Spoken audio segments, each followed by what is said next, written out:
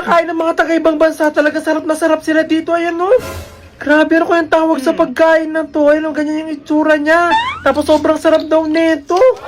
Gusto ko itong tikman. Ayun, natakam ako nung napanood ko to sa TikTok. Kasi talagang sarap na sarap sila dito. Ayan.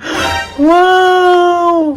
So ito na nga, nabili na natin yung napanood natin na sa TikTok kasi talagang gusto ko siyang matikman. Yan. Press from Germany pa to. Pinasabay ko pa talaga siya from Germany para makapunta dito sa Pilipinas para matikman natin siya kasi doon mo lang talaga siya mabibili. So ito yung pangalan niya, Surimi in Garnelen Form. Yan. Yun yung pangalan niya, talagang kakaiba.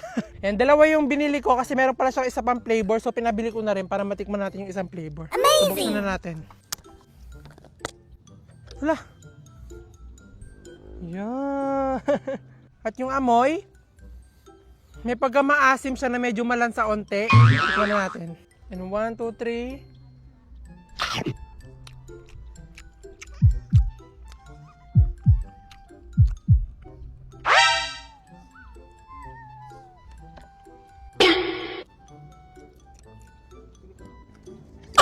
Tikman naman natin itong isa. Kaya naman agad-agad ko nga binuksan nga itong isang flavor at talaga nagulat nga ako kasi yung pinakatubig na nga sa loob parang mantika. Tikman din natin itong isa.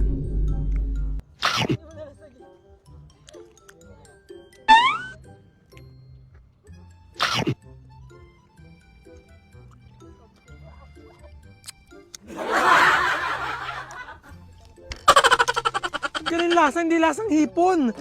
Yung lasa niya parang ginawa siya, tapos hindi talaga siya hipon na binuro, parang fishball. Ganun yung texture niya kapag kinakagat mo siya. Kasi ito, maalat lang siya, parang lasang dagat. Tapos ito, mamantika. Normal lang parang ako kumakain ng fishball na sinausaw sa suka, ganun. Pero hilaw yung fishball ha. Akala ko pa naman talagang hipon siya, na binabad sa ganito, pero hindi talaga. Parang ginawa lang siya. Para sa yung tawag dito mga nabibili sa convenience store na crab stick, ganun. Parang ganun yung ginawa sa kanya. Pero okay na din. Nabili na natin yung napanood natin na sa TikTok kasi talagang gusto ko siyang matikman. Yan. Press from Germany pa to. Pinasabay ko pa talaga siya from Germany para makapunta dito sa Pilipinas para matikman natin siya kasi doon mo lang talaga siya mabibili. So ito yung pangalan niya, Surimi in Garnelen Form. Yan. Yun yung pangalan niya, talagang kakaiba. Yan, dalawa yung binili ko kasi meron pala siyang isa pang flavor. So pinabili ko na rin para matikman natin yung isang flavor. Amazing! Subuksan na natin. Hala. Yan. At yung amoy, may pagkamaasim siya na medyo malansa onte. Tikman na natin. And 1, 2, 3.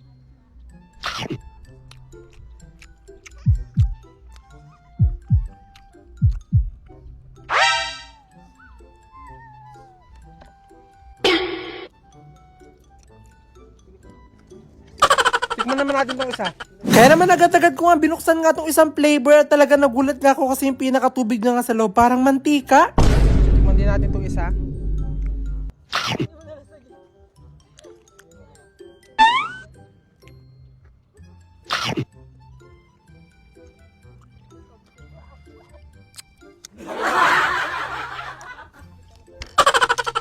Ganun lasa, hindi lasang hipon.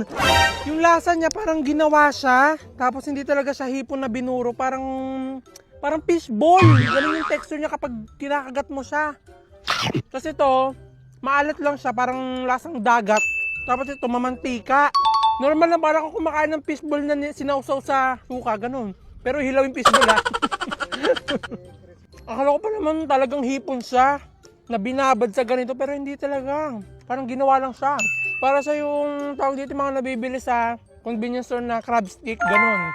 Parang ganun yung ginawa sa kanya. Pero okay na din.